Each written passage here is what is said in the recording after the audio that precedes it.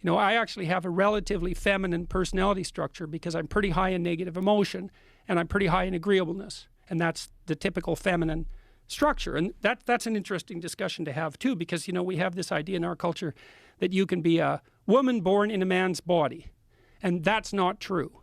But you can definitely be a man with a feminine personality structure. Like 10% of men are as feminine in their personality as the average woman is. And vice versa, 10% of women are as masculine in their personality as the average man is. Now, you can move those boundaries around and say, well, it's 5% and 40 or something. It doesn't matter. But the point is, there's plenty of men who are as feminine in their personality as the average woman. That doesn't mean they're in the wrong body. It just means that men and women are more alike than different, even though they are different, and that there's a huge range within both genders. And we need to know that. Right now, if you look at teenagers, for example, who want to switch genders, 95% of them are unbearably confused. That's what's causing that. And I think there's other reasons too. I think this is a conjecture. When the trans teenagers came after me when I opposed Bill C-16 in Canada on compelled speech grounds, I spent quite a bit of time watching them. And I already kind of knew about that fluid identity crowd. So when I was at Harvard, piercing and tattooing started to become a cultural rage.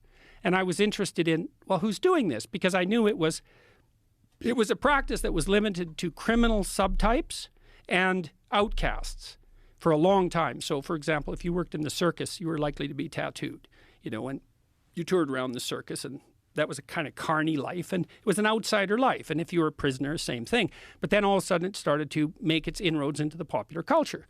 So we studied a group of early adopters of tattooing and piercing from the perspective of personality. Like, who are these people? And they were all highly creative people. Well, and creativity is a trait. And all people who aren't creative, that's wrong. In fact, most people aren't creative at all. And I can explain that later, but they're not.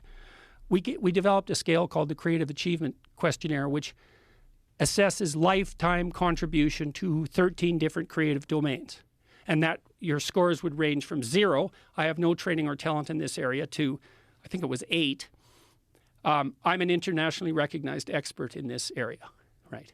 And so 70% of people, if you sum their scores across all 13 domains, scored 0. And I ask audiences, like, how many portraits have you painted? 0. How many songs have you composed? 0. How many plays have you written? 0. How many recipes have you invented? Let me stop you. So the tattooed types are high. They were high in creativity. Okay. And a lot of these people who are fluid in their identity are actually high in trait openness. And they do have fluid identities. And some of them are feminine men and masculine women. So, yeah, but that doesn't mean that surgery is the cure for that. It does not mean that. I knew a kid in Toronto who was on the autistic spectrum, and a lot of the people who are manifesting serious issues with gender identity are on the autistic spectrum. This is like Abigail Schreier's work and rapid onset gender dysphoria amongst women. Yeah, well, that's a different thing, the rapid onset. That's more like, so part of the reason I objected to Bill C-16 to begin with was because I knew full well as a clinician that as soon as we messed with fundamental sex categories and changed the terminology, we would fatally confuse thousands of young girls. I knew that because I knew the literature on psychological contagion. And it stretches back like 500 years, that literature, 300 years. It's all outlined in a book by Henri Ellenberger called History of, what's the name of the book? History of Psychoanalytic Ideas. It doesn't matter. It's Henri Ellenberger, and it's his main work if you want to look it up. And so psychological contagions are very common. And so one of them, for example, was the satanic ritual abuse accusations that emerged in daycares in the 1980s. And that was a consequence of women going into the workforce en masse, leaving their children with strangers and starting to have pathological fantasies about it, especially if they were borderline schizophrenic. And those fantasies propagated into the population. Okay, so you see people with blue hair, the blue-haired crowd. Well, they're the same people that were doing tattooing and piercing, and they often are literally the same people because they have piercings. It's like, well, they have mutable identities. They're not stable in their identities. They're creative. creative people by definition aren't stable in their identities. That's what makes them creative. Now, the downside of that is creativity is a high-risk, high-return strategy. Your new idea is probably stupid and wrong, and maybe it's fatal. But now and then it's unbelievably successful.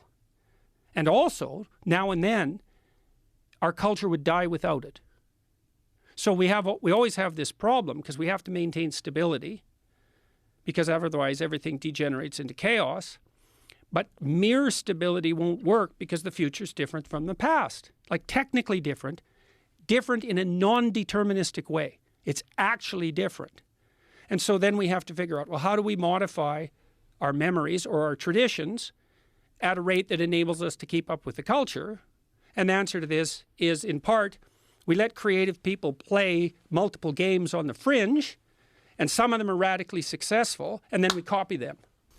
I also think, by the way, that part of what we're seeing in late adolescence with this insistence on the primacy of felt identity is the reemergence of suppressed fantasy play that should have taken place at between, say, 3 and 5.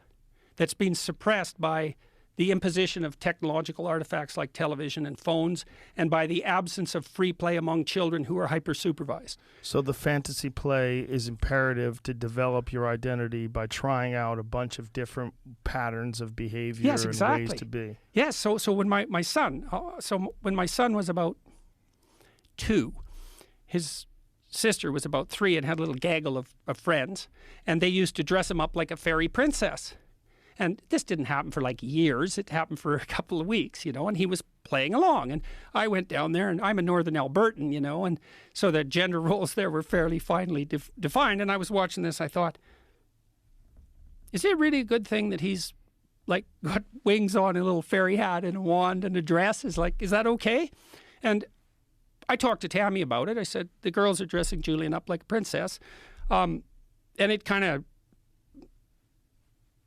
I have qualms about it, but I'm not sure what to do, because he was having a good time and he was playing with the girls, and I only had qualms for like about 2 hours. I went and thought about it. I thought, okay, what's going on here? Well, he's playing with the girls. Okay, should he play with girls? Yes, definitely. He should play with girls. Absolutely. Adult males should play with women. Like, we should be able to play with people of the opposite sex. Like, so he's learning to play with the girls. Good. Is he enjoying it? Yes. Are they bullying him? No. Are the girls enjoying it? Yes. That's all good. Okay, so what does it mean he's playing at being a girl? Oh, he's trying to understand what it means to be a girl. Well, how do you understand that when you're 3 or maybe when you're 50? You play at it, which means you allow that pattern of being to inhabit you, and you experiment with it. Now, a lot of older transgender types, the late onset types, they're playing. They just don't know it. Now, there are often people who have a kind of a rigid identity, and part of their escape from that rigid identity is to develop some of the characteristics that are typical of the opposite sex. They need it. Yeah, well, they derive sexual pleasure. They get turned on by seeing themselves in the clothes of women. Yes. Or feeling it. Yes. But I think the sexual instinct is directing them towards personality expansion. I look at it in Jungian terms. So part of the process of personality expansion in the deep psychoanalytic sense is, first you're a persona, or first you're nothing. Then you develop a persona, which is a way of presenting yourself in a socially acceptable way to the world. And maybe you confuse yourself with your persona. Now, you've had conversations with people on your podcast who are stiff and you can't get a dynamic conversation going. And it's because they're acting out their persona. You're not really talking to them. You're talking to an act that they've constructed. It's a puppet. An act that they've constructed to make themselves socially acceptable to the world. It can be anxiety too, but then often under anxious conditions, people will revert to their persona because it's a well-rehearsed set of routines, right, and that they know is socially acceptable. Okay, so for the Jungians, the first step outside the persona Jungians was the meaning shadow. Carl Jung. Carl Jung, Yeah. followers of Carl Okay. Jung, or students of better terminology, was discovery of the shadow. Oh, I thought I was the good person here, but it turns out that I've got like some darkness. And you often see this with, imagine you have hyper-compassionate people who are dependent, and they won't engage in conflict, so they're always oppressed. And so then when you talk to them, you find out they're really, really resentful, and they have a lot of fantasies of revenge, like a lot. And so then you work with them and you think, okay, you have something to say and do here. You've got some harsh words to say, maybe to your partner. You've got some things to say to your boss. You got to spine up and say it. And that's part of incorporating that, especially aggression. So agreeable people, compassionate people don't like aggression. But like, that's like not liking sex. It's dangerous. But it's necessary.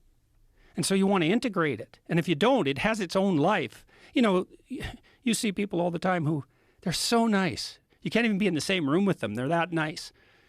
But they're resentful and passive aggressive. They take it out in all sorts of ways, partly because they're always unhappy. They're often moralistically judgmental because they're not saying what they have to say. They got to integrate that shadow. So that was part of it.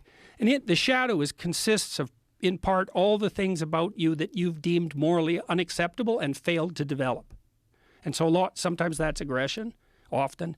Sometimes it's sexuality, often. And so it'll manifest itself in impulsive, aggressive sexuality, say under conditions of alcohol intoxication when it leaks out. I'll finish one thought because we were talking about transsexualism. Yeah. So the second stage of development in the Jungian sense is the integration of countersexual possibilities. I would say that part of the compulsion between adult onset transsexuality of the autogynephilic type is a consequence of the sexual instinct manifesting itself as a guide to the integration of personality across the sex divide.